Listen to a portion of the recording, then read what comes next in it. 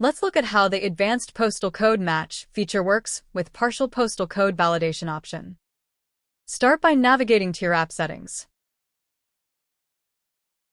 Select Local Delivery Settings. Under Distance Validation section, choose Partial Postal Code Match and enable the Advanced Postal Code Validate checkbox, then click Save. Once your settings are saved, you must assign eligible partial postal codes to your respective store locations. Navigate to the Locations page. Click Edit on your chosen location. Scroll down to the Local Delivery section. Find the Partial Postal Codes field. Here you can use an underscore to represent a required space, for example, typing N1 _. You can also add multiple entries separated by commas, such as N1 _ and N10 _.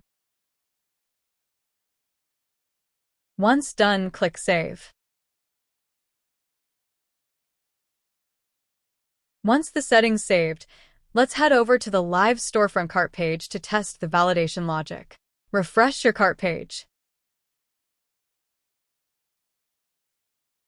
Once widget load, select Local Delivery.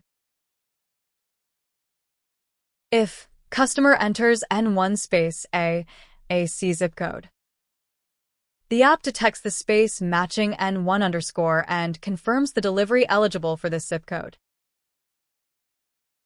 Let's try another zip code, N1 space 0AA. As you can see, this zip code also eligible for delivery. Let's try again with non-eligible zip code. Type N1C space 4BH without a space after N1 will fail validation. You can see this zip code is not matched, so it show error, delivery is not available in your area.